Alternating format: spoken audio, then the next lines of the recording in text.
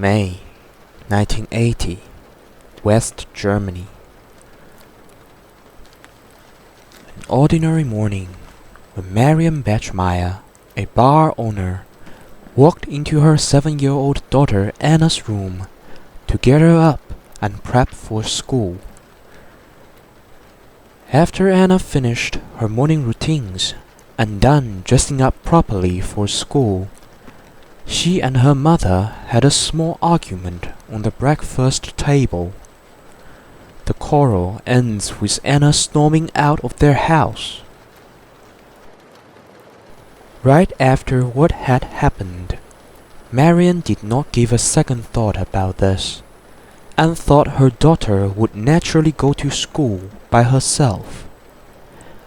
So she finished her breakfast and went to work to prepare groceries in the bar. However, unknown to Marian, this would be the last time she'd see her daughter alive.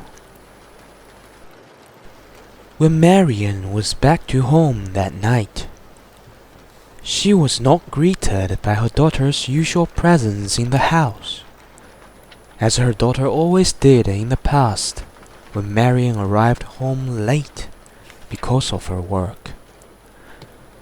However, this time round, Anna is nowhere to be seen in the house, and there were no close relatives living nearby, so she can't be possibly going somewhere else. Unnerved by her daughter's disappearance, Marian decided to call Anna's school. The teacher told her that Anna was in fact absent in school today. Unwilling to give up, Marian tried to contact every classmate in her daughter's class, but to no avail. Each of their parents replied that Anna did not come around their houses after school. This dead end prompted Marian to reach for the police and file a missing person report for her daughter. However, it did not take long before the tragic news arrived. The very next morning, an eyewitness found Anna's body several miles away beside a river. Marian was devastated upon learning her daughter's death. Never had she imagined that the last occasion she would spend with her daughter was that bitter minor confrontation yesterday in the morning. The police quickly ascertained that the suspect causing Anna's death was a 35-year-old man called Klaus Grabowski, who was once a convicted sex offender and had previously been sentenced for the sexual abuse of 2 girls. And in 1976, he had voluntarily submitted himself to chemical castration, though it was later revealed that he underwent hormone treatment to try to reverse the castration. The day when Anna left home that morning right after she had quarreled with her mother, she intended to hook up with one of her classmates to go to school together. However, on her way to her friend's house, she met Klaus, who claimed that he had a little adorable kitten in his house, and he asked Anna if she wants to pay a visit. 7-year-old Anna was too young to see through the thinly veiled lies by Klaus, and went along with him into the lion's den. What waited next was excruciating long hours of tortures and rapes. After done deriving his pleasure from the poor Anna, Klaus strangled her to death with one stocking sock. She was placed in a cardboard case and discarded in a nearby river. In fact, Klaus was so calm after what he had done, he dropped by a restaurant and had a meal there on his way home.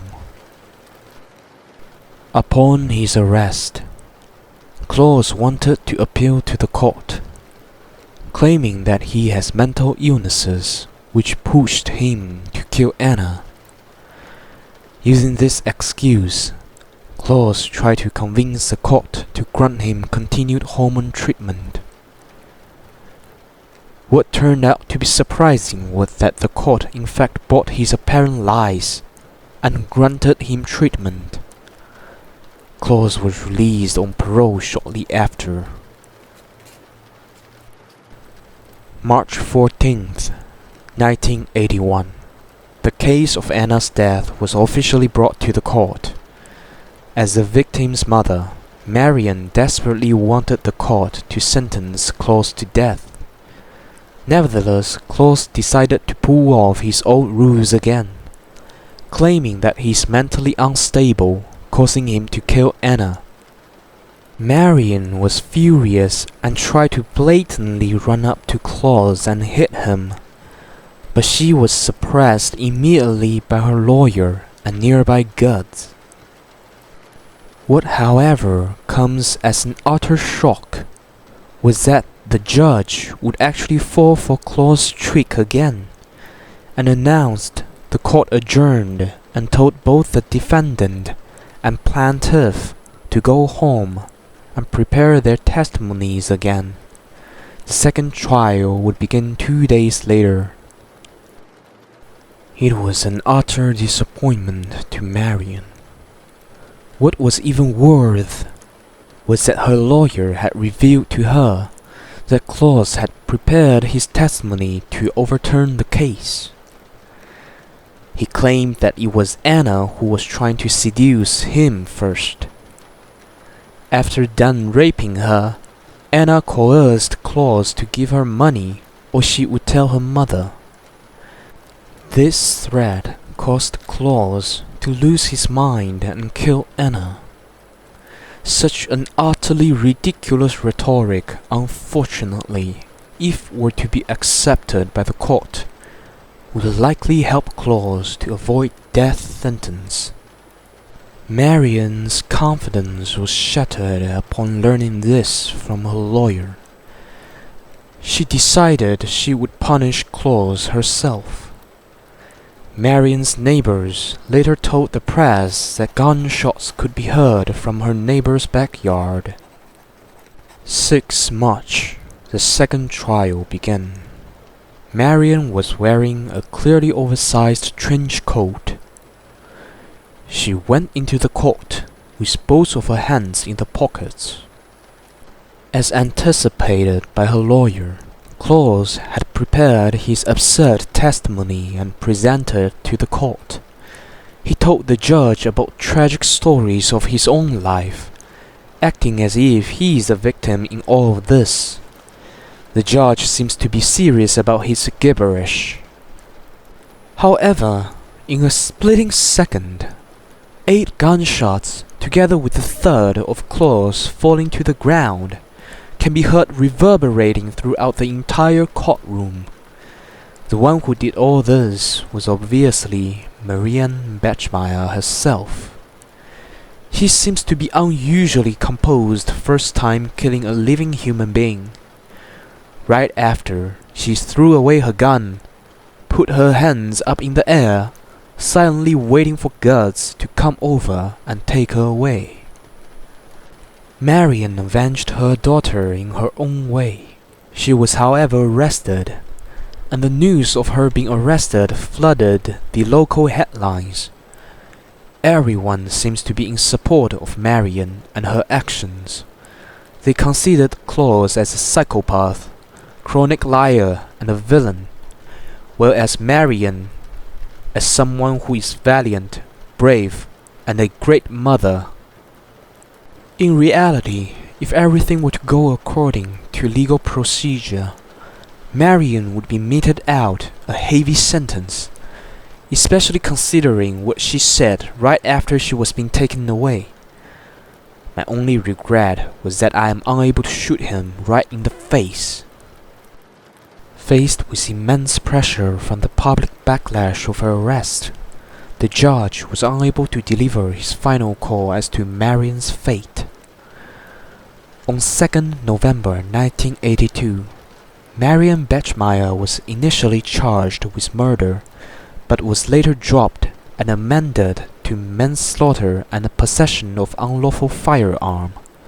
After 28-day discussion of the panel, she was sentenced 6 years in prison, but only served 3 years in the end. In 1985, Marian was released on parole, and she later immigrated to Nigeria with her husband, who is a teacher. They lived in a German camp where her husband taught at a German school. They divorced in 1990 and she moved to Sicily, where she was diagnosed with cancer. She died in 1996 in Germany. She was buried in the same place as her daughter.